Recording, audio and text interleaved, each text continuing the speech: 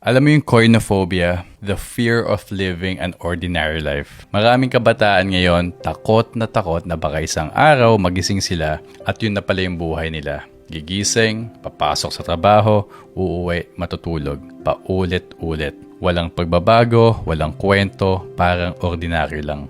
Nakakatakot, di ba? Kasi lahat tayo gusto nating maramdaman na may say sa yung bawat araw. Gusto nating malaman na may na-achieve tayo. May naipasa tayong kwento na mas malaki kaysa sa sarili natin. Pero ito yung totoo. Walang masama sa ordinaryo. Minsan yung pinaka-ordinaryong buhay, yun yung pinaka-nakakabilib.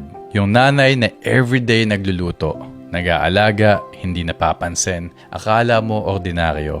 Pero siya yung haligi ng pamilya. Yung tatay na kahit pagod sa trabaho, gumigising pa rin para kumita. Ordinaryo ba yon? Hindi, di ba? Siya yung dahilan kung bakit may kinabukasan ang anak niya. Yung taong simple lang, tahimik lang, pero palaging andyan kapag kailangan. Ordinaryo ba yon? Hindi, di ba? Kasi hindi lahat kayang maging ganon. Koinophobia, fear of being ordinary. Pero minsan, yung pinaka-ordinaryong tao, sila yung may kakaibang impact. Hindi mo kailangan maging sikat. Hindi mo kailangan maging milyonaryo.